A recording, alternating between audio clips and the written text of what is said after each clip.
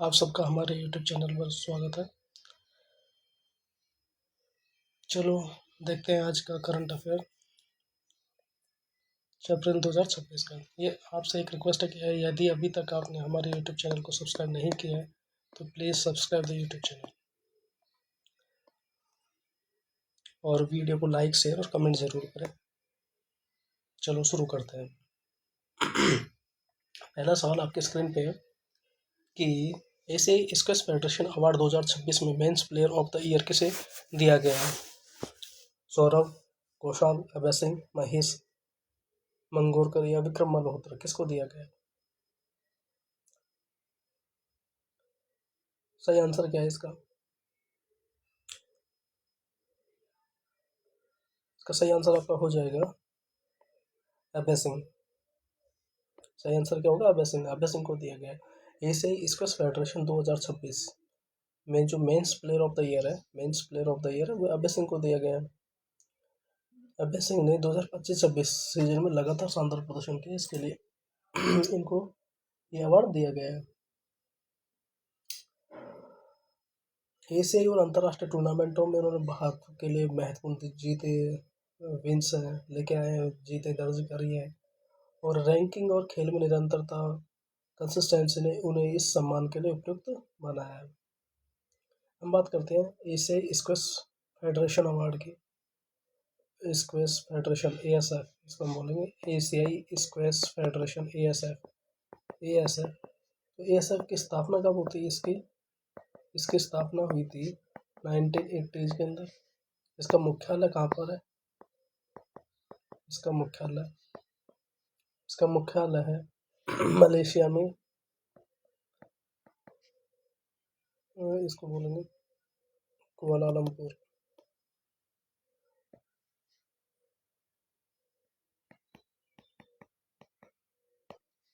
Kuala Lumpur Malaysia के अंदर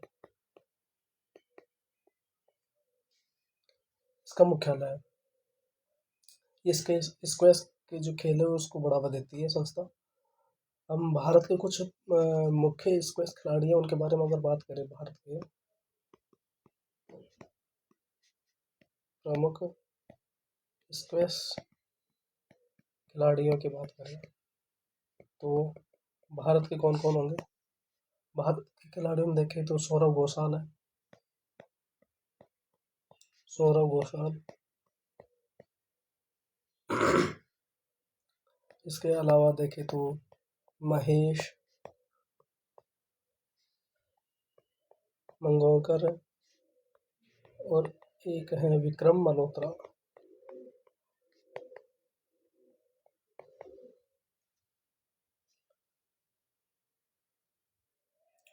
ठीक है, तो जो स्क्वैश यानी एशियाई स्क्वैश फेडरेशन है, इसकी स्थापना 1980 में होती है। मुख्यालय कुआलालंपुर मलेशिया में है। ये भारत के प्रमुख खिलाड़ी हैं और इसमें मेंस ऑफ द ईयर किसको मिला है? अभय सिंह को मिला है। Men's player of the year किसे मिला है? ये मिला है अभय सिंह को। ठीक है, इसके अलावा भारत के और प्रमुख स्क्वैश खिलाड़ी ये रहे। अगला सवाल देखते हैं। 5 अप्रैल 2026 को पंडित रमाबाई की कौन सी पुण्यतिथि मनाई गई है? समाज सेवी थी, इनका कौन सा पुण्यतिथि मनाया गया है? 102, 103, 104 या 105? कौन सा वाला है? क्या होगा इसका सही आंसर? ये 104वीं पुण्यतिथि मनाई गई है। हम इनके बारे में बात करें तो पंडिता रमाबाई का जो निधन हुआ है वो 5 अप्रैल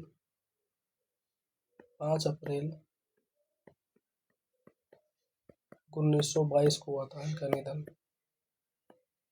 ठीक है, तो ये वाली पुण्यतिथि 104वीं पुण्यतिथि हो गई। इनका जन्म कब हुआ था? इनका जन्म हुआ था 23 अप्रैल 1858 में। ठीक है, ये एक क्या थे? ये समाज सुधारक थे।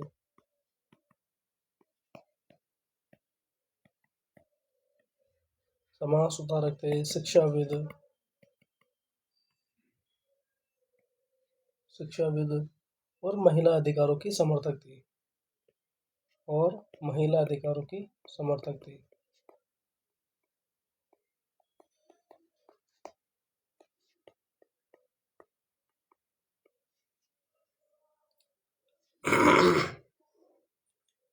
इन्होंने एक चीज का स्थापना किया था। किस चीज की स्थापना करी थी इन्होंने, बताएंगे आप? इन्होंने करी थी आर्य महिला समाज। आर्य महिला समाज की इन्होंने स्थापना करी थी। और एक और चीज की स्थापना करी थी इन्होंने, पुणे में मुक्ति मिशन की स्थापना करी थी। ठीक है।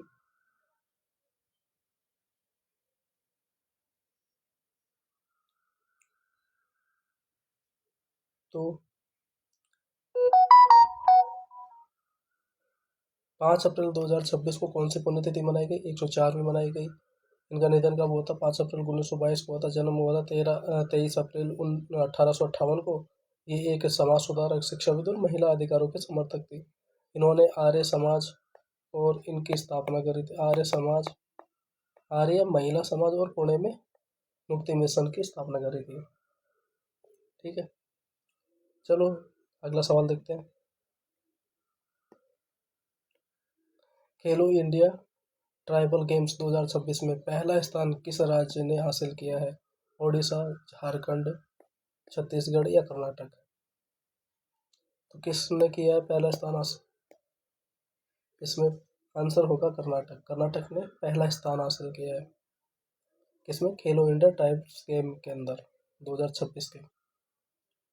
खेलो इंडिया ट्राइब्स गेम विभिन्न राज्यों के जनजातीय जो खिलाड़ी हैं उनके लिए आयोजित किया जाता है, वो इसमें हिस्सा लेते हैं।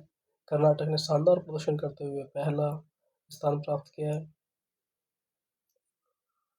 और इस टीम का जो प्रदर्शन है संतुलित रहा है। एथलेटिक्स, आर्चरी, पारंपरिक खेलों में अच्छा योगदान रहा है। खेलो इंडिया ट्राइब्स गेम्स के बारे में देखें तो ये किसके द्वारा की जाती है, किसके अंडर में की जाती है? तो ये है ministry of youth and sports. यह आयोजित करवाता है। इसका उद्देश्य क्या है कि जनजातीय खिलाड़ियों को राष्ट्रीय स्तर पर मंच देना है।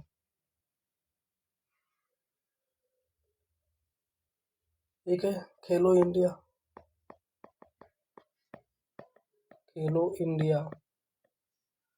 इस कार्यक्रम की शुरुआत कब होती है? खेलो इंडिया कार्यक्रम की शुरुआत 2018। 1 मिनट होल्ड करिए।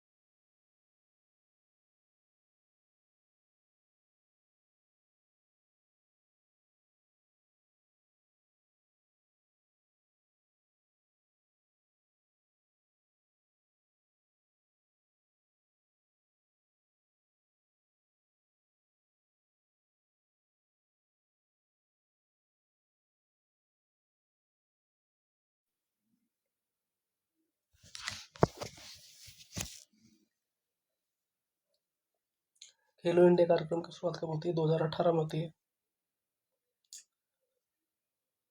ठीक है। इसका उद्देश्य क्या है? भारत में ग्रास रूट लेवल पर खेलों को बढ़ावा देना है। किसका? खेलो इंडिया कार्यक्रम का। तो खेलो इंडिया ट्राइब्स गेम्स 2026 में पहला स्थान किसको मिला? कर्नाटक को मिला। ये खेलो इंडिया ट्राइब्स गेम्स किस मिनिस्ट्री के द्वारा करवाया जाता है? Ministry of youth and sports के द्वारा। एक और कार्यक्रम चल रहा है ऐसा ही, कौन सा? वो खेलो इंडिया है। ये कार्यक्रम इसकी शुरुआत कब हुई? 2018 में हुई थी। इसका उद्देश्य क्या है? इसका उद्देश्य है ग्रास रूट लेवल पर खेलों को बढ़ावा देना। इसका उद्देश्य क्या है? ग्रास रूट लेवल पर खेलों को बढ़ावा देना।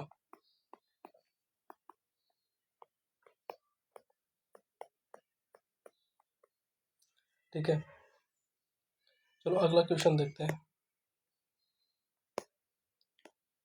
कि विकास और शांति के लिए अंतर्राष्ट्रीय खेल दिवस कब मनाया जाता है? विकास और शांति के लिए अंतर्राष्ट्रीय खेल दिवस कब मनाया जाता है? 4 अप्रैल, 5 अप्रैल, 6 अप्रैल, 7 अप्रैल।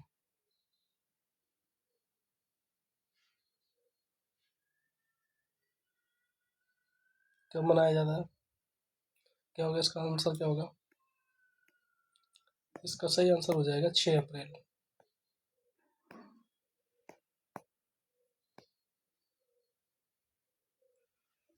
इसका आंसर क्या हो जाएगा?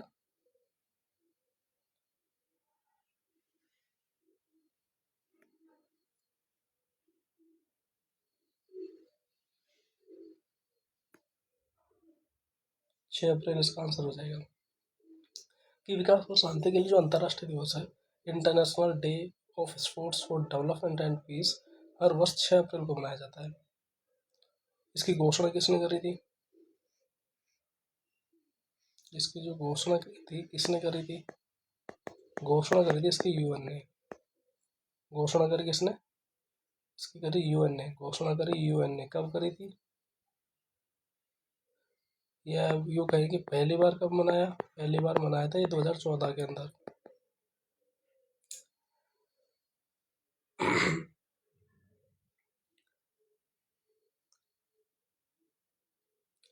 अब इसमें ना 6 अप्रैल को मनाने का एक रीजन ये भी है कि इस तिथि को 1896 में समर ओलंपिक्स के उद्घाटन से ये तिथि जुड़ी हुई है, और 6 अप्रैल 1896 को आधुनिक ओलंपिक खेलों की शुरुआत हुई थी। 6 अप्रैल 1896 को आधुनिक ओलंपिक ओलंपिक खेलों की शुरुआत हुई थी। खेलों की शुरुआत हुई थी। इसमें।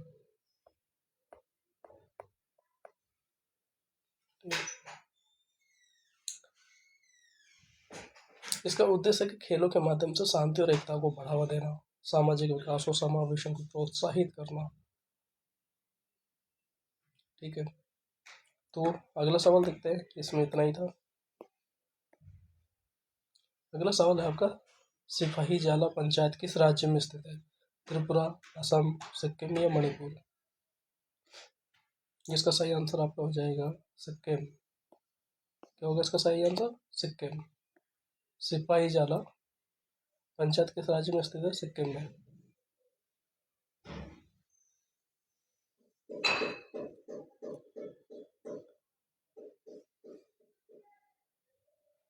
ठीक है, अगला सवाल देखते हैं।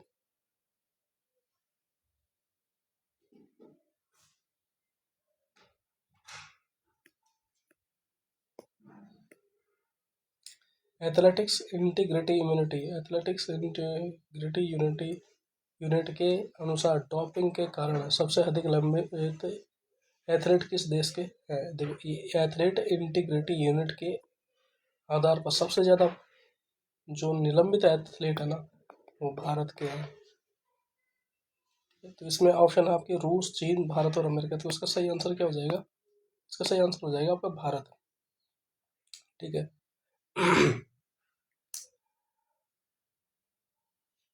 तो डोपिंग उल्लंघनों के कारण सबसे अधिक निलंबित जो एथलीट है, सस्पेंडेड एथलीट है, वो भारत के हैं। इसमें क्या वजह हो सकती है कि भारत इसमें से इसमें बड़ी संख्या में एथलीट्स का टेस्ट किया जाना, हाई टेस्टिंग वॉल्यूम है, जागरूकता और एंटी डोपिंग शिक्षा की कमी है, कुछ मामलों में प्रतिबंधित दवाओं का अनजाने में उपयोग कर लेना, ग्रासरूट स्तर पर निगरानी की कमी। ठीक है, अगर हम बात करें इंटीग्रिटी यूनिट जो है, एथलेटिक्स इंटीग्रिटी यूनिट, इसको हम लिखते हैं TH, athletics integrity integrity unit, इसकी स्थापना हुई थी, स्थापना 2017 में। ये वर्ल्ड एथलेटिक्स है, उनके अंतर्गत ये काम करता है। इसका कार्य क्या है? डोपिंग मामलों की जांच करना, एथलीट्स पर प्रतिबंध लगाना और खेलों में पारदर्शिता रखना। अब डोपिंग क्या होता है कि जो प्रदर्शन है उसको बढ़ाने के लिए प्रतिबंधित जो दवाएं हैं या पदार्थ है उनका सेवन कर लेना या उनका उपयोग करना, उसको डोपिंग बोलते हैं। वैश्विक एंटी डोपिंग संस्था world anti doping agency, anti doping संस्था, एंटी डोपिंग एंटी डोपिंग संस्था की बात करें तो एंटी डोपिंग संस्था कौन सी है? संस्था ये है world anti doping agency, doping agency.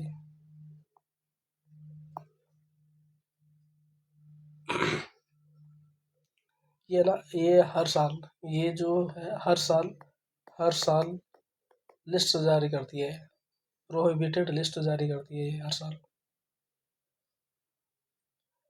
List है प्रोहिबिटेड, लिस्ट जारी करती है, लिस्ट जारी करती है कौन? वर्ल्ड एंटी डोपिंग एजेंसी है, जो हर साल प्रोहिबिटेड लिस्ट जारी करती है जिनको वो बैन किया है। तो इसकी वजह से क्या होता है? एथलीट पर प्रतिबंध या निलंबन लग जाता है, बैन हो जाता है, पदक और रिकॉर्ड रद्द हो सकते हैं उसके, और देश के खेल की छवि पर नकारात्मक प्रभाव पड़ता है। ठीक है, अगला सवाल देखते हैं कि प्रधानमंत्री ग्रामीण आवास योजना कब लागू की गई थी? प्रधानमंत्री ग्रामीण आवास योजना, तो इसका सही आंसर क्या हो जाएगा? इसका सही आंसर हो जाएगा 1 जनवरी 2015, 1 अप्रैल 2016, 15 अगस्त 2016 या 2 अक्टूबर 2017। तो इसका सही आंसर है 1 अप्रैल 2016। इसका सही आंसर क्या हो जाएगा आपका? 1 अप्रैल 2016। ये प्रधानमंत्री आवास योजना है, 1 अप्रैल 2000 1 अप्रैल 2016 को लागू की गई थी। ये जो योजना जो पहले है जो चल रही थी, इंदिरा आवास योजना, उसी का उन्नत रूप है। पहले कौन सी चल रही थी? पहले चल रही थी ना, पहले चल रही थी इंदिरा आवास योजना, उसका उन्नत रूप है ये, एडवांस्ड।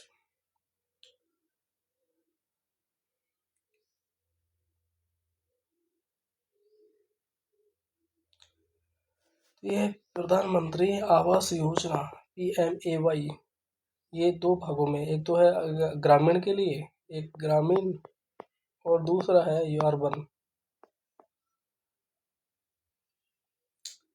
ठीक है,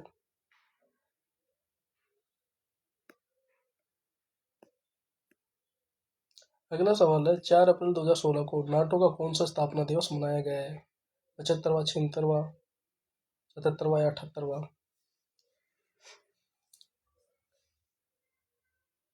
क्या होगा इसका सही आंसर? क्या हो जाएगा इसका सही आंसर? हो जाएगा 77वां। तो नाटो, नाटो का मतलब फुल फॉर्म है North Atlantic, North Atlantic Treaty Organization, Organization, NATO. इसकी स्थापना कब होती है? इसकी स्थापना होती है 4 अप्रैल 1949 को, 4 अप्रैल 1949 को इसकी स्थापना होती है। और अभी कौन सा मनाया गया है? अभी 4 अप्रैल 2026 को 77वां इसका स्थापना दिवस मनाया गया है। ये क्या है? नाटो क्या है? एक सैन्य गठबंधन है, सैन्य गठबंधन है, सैन्य गठबंधन है। इसका मुख्य उद्देश्य सदस्य देशों की सुरक्षा और सामूहिक रक्षा करना। इसमें एक है जिसके लिए चर्चा रहती है कि आर्टिकल 5, आर्टिकल 5 में क्या है कि किसी एक सदस्य पर हमला, यानी कि सभी पर हमला माना जाएगा। इसमें क्या, किसी एक सदस्य पर हमला इज इक्वल्स टू सभी पर हमला, सभी पर हमला माना जाएगा।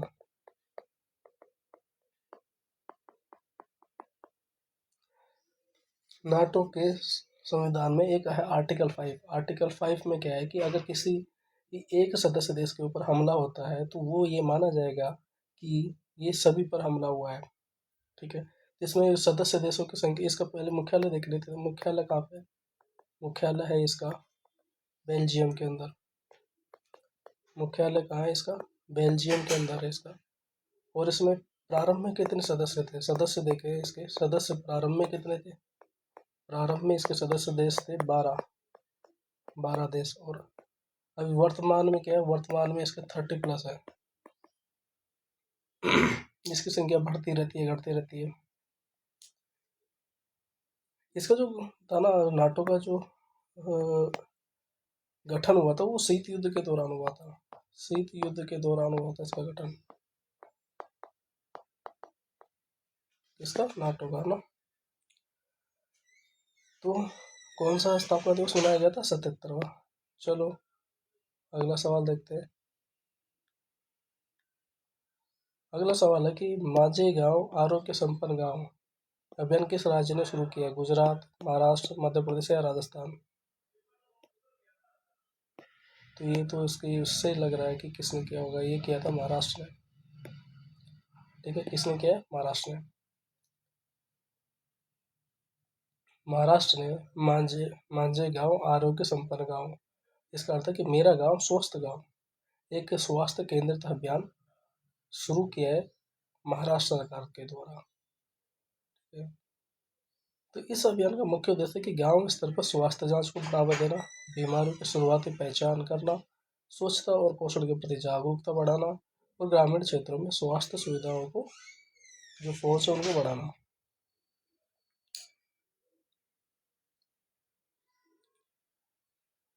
ठीक है, अगला सवाल देखते हैं। पावर ग्रिड का सीएमडी किसे नियुक्त किया गया है? पावर ग्रिड का सीएमडी किसे नियुक्त किया गया है? आर के त्यागी, बुर्रा वामसी राम मोहन, आलोक कुमार या पी के सिन्हा? किसको किया गया है? सही आंसर इसका क्या होगा? इसका करेक्ट आंसर हो जाएगा बुर्रा वामसी राम मोहन। पावर ग्रिड का सीएमडी किसे नियुक्त किया गया है? इसका पूरा अगर नाम देखा जाए तो वो है power grid corporation, power grid corporation of India limited, of India limited. इसके सीएमडी के तौर पे बुर्रा वामसी राम मोहन, बुर्रा वामसी राम मोहन को नियुक्त किया गया है।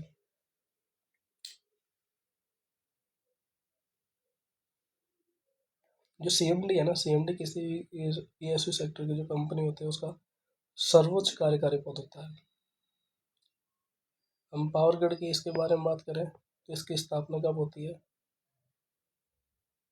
इसकी स्थापना कब होती है? इसकी स्थापना होती है 1989 के अंदर। हेडक्वार्टर इसका, हेडक्वार्टर है गुरुग्राम के अंदर, हेडक्वार्टर गुरुग्राम में है। ये भारत की क्या है? ट्रांसमिशन कंपनी है ये, पावर ट्रांसमिशन।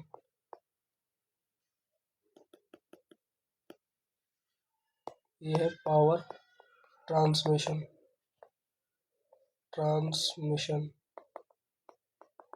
ट्रांसमिशन कंपनी है। ठीक है, अगला सवाल देखते हैं। इसका सही आंसर क्या था? बुर्रा वामसी राम मोहन। किस सरकार ने सभी जिलों में पशु कल्याण समितियां स्थापित करने की घोषणा की है? पंजाब, हरियाणा, दिल्ली या उत्तर प्रदेश? किसने किया? सही आंसर क्या होगा इसका? सही आंसर हो जाएगा इसका दिल्ली सरकार ने।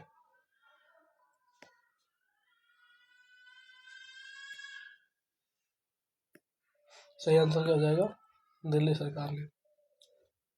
गवर्नमेंट ऑफ दिल्ली ने सभी जिलों में पशु कल्याण समितियों की स्थापना करने की घोषणा करी है। इसका उद्देश्य क्या है? कि पशुओं की सुरक्षा और देखभाल, पशुओं की सुरक्षा पशुओं की सुरक्षा, पशुओं की सुरक्षा, देखभाल, देखभाल एवं संरक्षण। ये क्या है इनका उसका उद्देश्य है, इस परियोजना का उद्देश्य।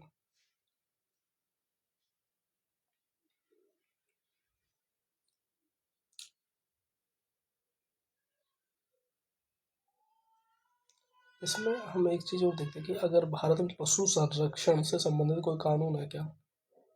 भारत में पशु संरक्षण से संबंधित कोई कानून है क्या? संरक्षण कानून, तो इसको हम बोलते हैं Prevention of Cruelty to Animals Act 1960। ठीक है, इसके लिए इतना ही। अगला सवाल देखते हैं कि रेसी वैन डेर डुसेन किस खेल से जुड़े खिलाड़ी हैं? Football, hockey, cricket, tennis. तो क्या होगा इसका सही आंसर, क्या होगा? सही आंसर है क्रिकेट।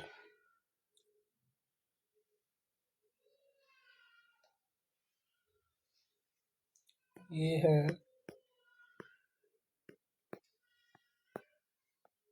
रेसी वांडर। ये खिलाड़ी है साउथ अफ्रीका के, दक्षिण अफ्रीका के खिलाड़ी है ये।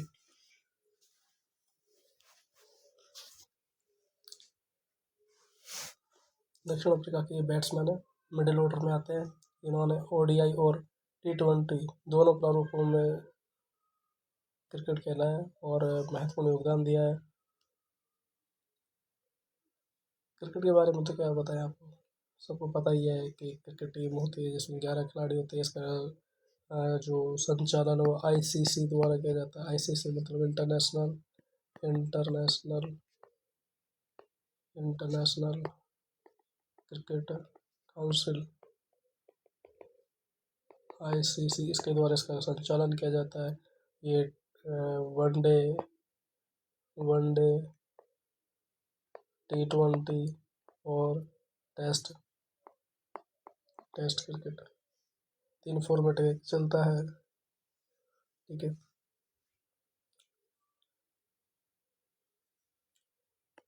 इस वीडियो में इतना ही था। यदि आपने अभी तक हमारे यूट्यूब चैनल को सब्सक्राइब नहीं किया तो please subscribe the YouTube channel, press the bell icon, press the bell icon and like share and comment on the video, comment box below।